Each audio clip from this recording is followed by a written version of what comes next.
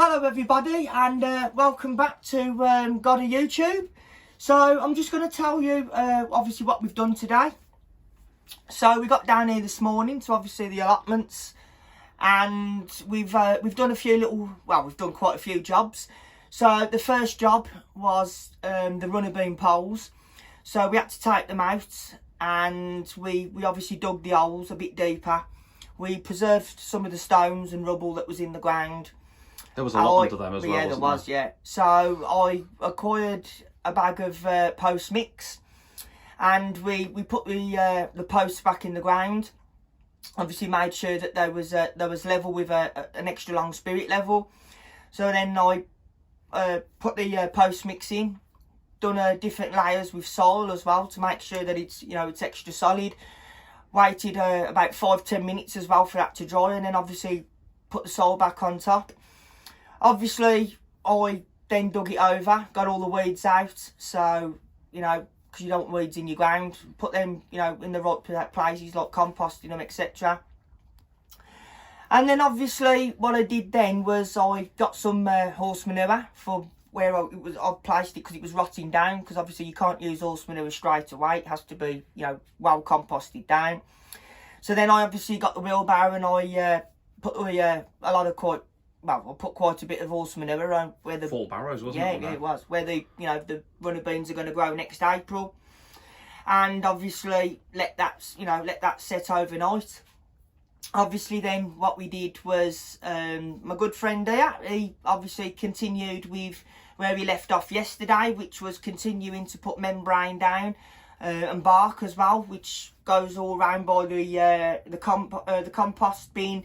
And obviously the pond, which hopefully tomorrow will be finished. So we will definitely be posting that, so you can see you'll have a beginning result and an end result. What else have we done today? We've made a step for outside the shed as well. See that in there? Yeah, if you can just about see. Get out the light. There you go. It's nothing special. A couple of breeze box and a slab. Just obviously because the shed's raised up, so you don't want to end up tripping. It's been on my mind for quite a while, and I thought, well, just useful just to knock your boots off on as well with the slab there. Yeah, it is. And maybe in the future I'm gonna invent a little brush, so that if you have got any mud or muck on your shoes, you'll be able to scrape it off before you obviously come into the shed. What else have we done? You've done a lot of cleaning up as well, haven't you? Yes. So we've done a bit of cleaning up as well.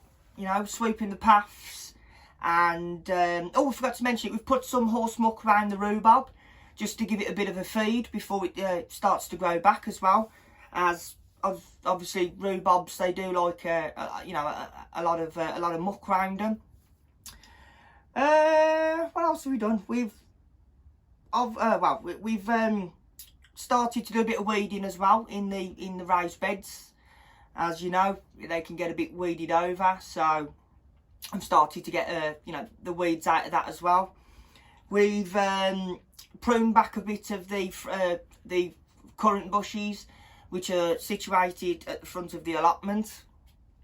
And obviously coming up as well, which will be tomorrow, we will continue to rebuild the scaffolding poles, which will be for the runner beans next year, as we've just left them at the moment so that it spends overnight, for the post mix to set. You said it was a little bit wiggly, wasn't it? Still, yes, so. It's not as, it does say 5-10 minutes, but it's always best just to leave it, just to make sure that it's set. Continue obviously to put the rest of the bark chips as well, with the membrane as well around the pond, and obviously move my cold frame slightly over, because it is sort of over the path at the moment by the pond. That's been another job that I've been putting off for a while, but it will be done tomorrow as well. Little plant as well that's down there that you said you want to put in a pot. Yeah. So there was a little plant, which obviously when I first started doing it, I just planted it because I didn't want it to die. It was pot bound, so I just planted it in. So that's going to obviously be dug up tomorrow, repotted up, and that will go somewhere, nice on the allotment. Do a video on that and how to pot Yeah, so we will be definitely, that's a good idea. So yeah, we'll do a video as well, which you'll see myself, you know, digging it out and, you know, showing you what to do and, you know, repotting it up. You'll also see where it's going to, its final place will be as well. And obviously then, you know, we'll try and repost as much as we can. Obviously the weather's, you know, it's not looking good. You know, they've actually forecasted snow for, I think it was over the weekend. What did they say? Friday. So, yeah. So Friday, I think that they've said we're going to have some, you know, bit of a bad spell of snow, possibly some nasty ice as well. So if any of you are out there that are going out on the weekend, just be careful. So yeah, obviously it's all looking good. What we were discussing about? Yes. So hopefully on Monday we will be obviously doing a full day's worth of recording, which will obviously you'll be able to see myself and Mike over here obviously whizzing about, obviously doing different jobs, etc. It'll be a time lapse. Yeah, it'll be a time lapse. So you'll obviously be able to you'll be able to like see us doing things from start to finish. The tripod we're hopefully going to get will be mounted on the roof of the shed, so that you'll get a bird's eye view looking down on everything that we do. So I'm hoping that'll be good.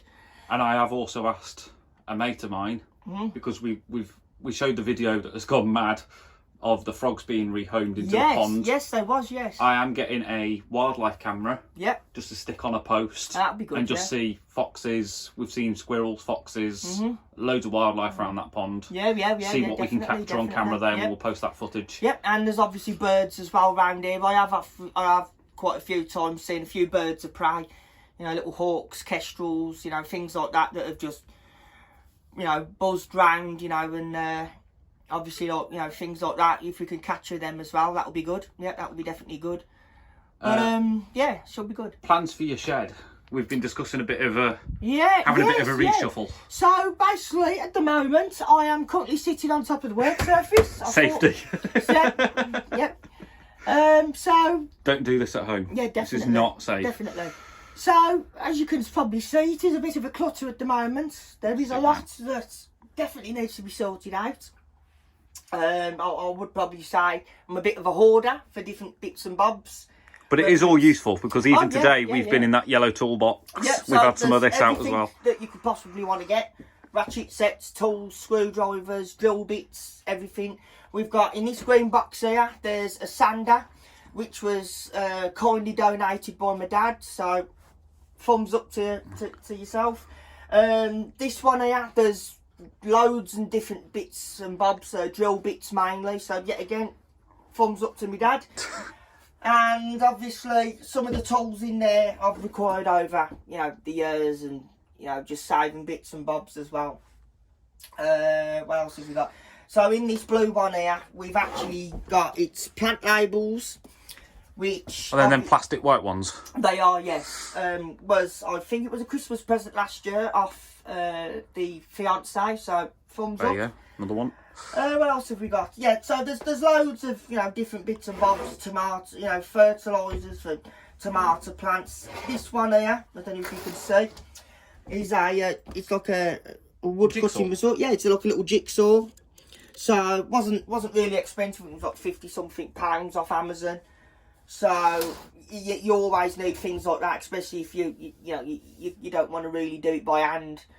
Well, with a saw. I have got saws. I was going to say, just behind you. Yeah, I'll just move out the way. Just dodging over. So, yeah, obviously we've got a Makita. That's come in handy the past couple of days. Yeah, it definitely has. Dead battery currently. Yeah, dead battery. But then again, it's been going for the last 3 days. Very useful, very, very sturdy and reliable. If you can afford it, I would say definitely go for it. Why, you're probably going to say, well, I had this for Christmas off my mum and dad, and yeah, definitely. And it's never let me down, so on a full charge, you can get about 2, maybe 3 days, depending on how much you use it. Normally, when I get down there, I'll bang it straight on, and it's playing throughout the day. It's just a little bit of background noise. Yeah. So that's that. And then obviously I've got the Black & Decker drill. That's a good one. Yeah, that's a good one. It's obviously had the chuck repaired once or twice from my dad, having different bits and bobs at, at home. So thumbs up again. That drill actually, when we did the taking the water out. Yeah, exactly. Drilling holes. That's probably the best drill. My drill wouldn't have done that. Obviously, if you ask me, preferences with different drills and makes, two very good ones that I would say, which I've had in the past, would be Black & Decker, definitely can't go wrong, and Makita. Now Makita is a little bit more expensive, but from what you pay for them, they're going to last a lifetime if you look after them. Yeah, don't leave them lying on the dirt. Make sure you clean them when you finish with them. As long as they're kept safe and you look after them, they should last a very long time. Right, so you might be probably wondering why. You're probably wondering why I've got a toaster, a Russell Hobbs toaster. So if you look over here, there is a converter on the wall which goes into the car battery. Now that is because on the roof there is a solar panel, and obviously thumbs up to my dad again for obviously repairing it. Now that gives me power, so sunlight from the solar panel down in through the converter stores the power in the car battery, and obviously if I just want to use normal battery power, just leave it as it is, or I can switch it on, which it's on at the moment. Exactly like I'm doing at the minute, charging phones. Yeah, if you switch a converter on, it goes from battery power into mains power, and then you can power things like kettle, toaster.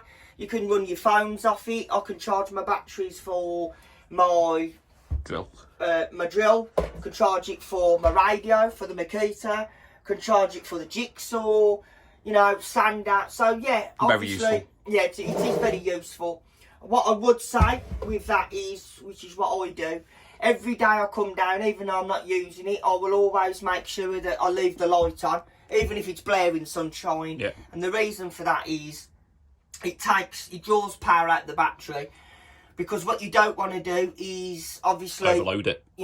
Overload it by not even switching the light on. At least even if you're not using the converter for nothing, you can still come in and switch the the light on, and all that really does is any power that the solar panel is trickling into the the car battery.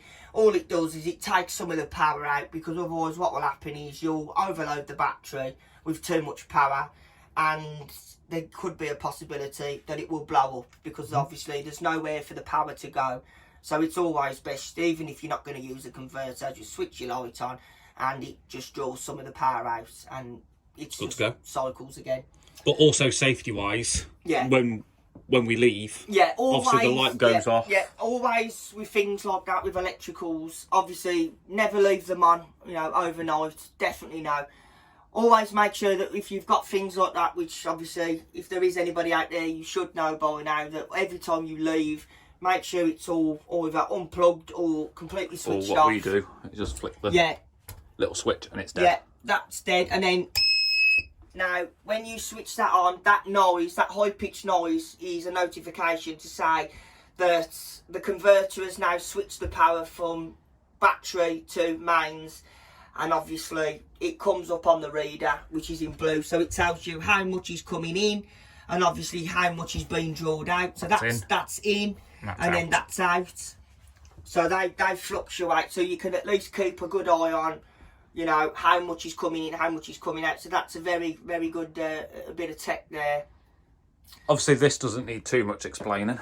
Well, no. That's quite obvious, actually. Yeah, so everybody knows that as a little cooker for the cups of tea or cups of coffee. I think everybody realistically has got something like that for their sheds on an allotment. If you haven't lived. You might need to get one. Yeah, definitely.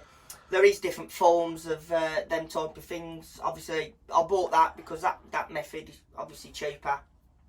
But anyway, so that's a bit about today. Don't forget to like and subscribe, and I will see you very soon. Take care.